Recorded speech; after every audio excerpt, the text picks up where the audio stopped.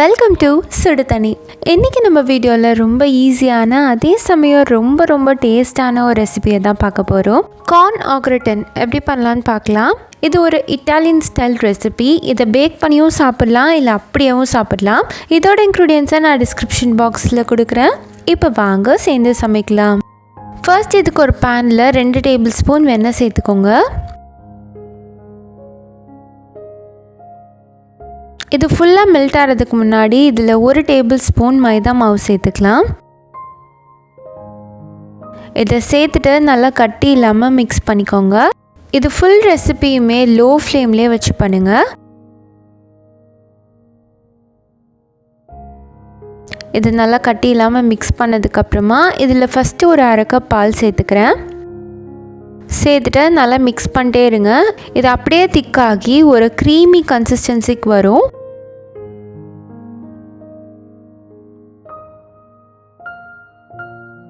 அது வந்ததுக்கப்புறமா மறுபடியும் இதில் ஒரு 1/2 கப் பால் சேர்த்துக்கலாம். நான் இதில் மொத்தமாக 1/2 கப் பால் சேர்த்துருக்கேன். இதுதான் அளவு அப்படின்னு கிடையாது. நீங்கள் பாலுக்கு எவ்வளோ இன்க்ரீஸ் பண்ணுறீங்களோ அந்தளவுக்கு உங்களுக்கு க்ரீம் கிடைக்கும். நல்லா மிக்ஸ் பண்ணிக்கலாம்.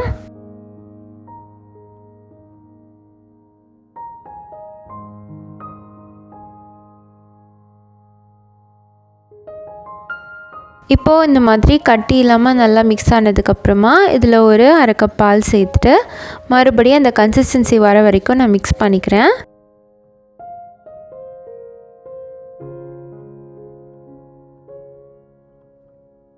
இந்த மாதிரி நல்லா க்ரீமியாக வந்ததுக்கப்புறமா இதில் ஒரு 1/2 டீஸ்பூன் உப்பு, 1 teaspoon Oregano, 1 teaspoon chilli flakes, ஒரு பிஞ்ச் அளவு ஜாதிக்காயை துருவி சேர்த்துக்கிறேன்.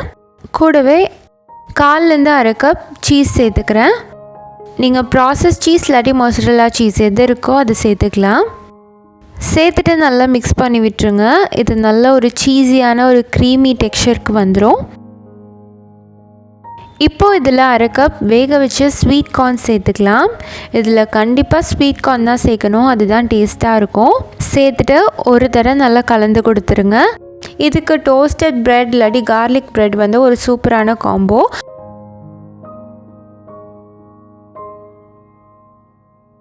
இதில் என்னோட டச்சாக ஒரு 1/2 டீஸ்பூன் சர்க்கரை சேர்த்துக்கிறேன். இது கண்டிப்பாக இந்த ரெசிபியை ஸ்வீட்டாக மாற்றாது, ஆனால் நல்ல ஒரு பேலன்ஸ் கொடுக்கும். ஆல்ரெடி நம்ம உப்பு சேர்த்துருக்கோம், அதில் இந்த 1/2 டீஸ்பூன் சர்க்கரை ஒரு சூப்பரான பேலன்ஸ் கொடுக்கும். அந்த டேஸ்ட்டை நல்லாவே என்ஹான்ஸ் பண்ணி கொடுக்கும்.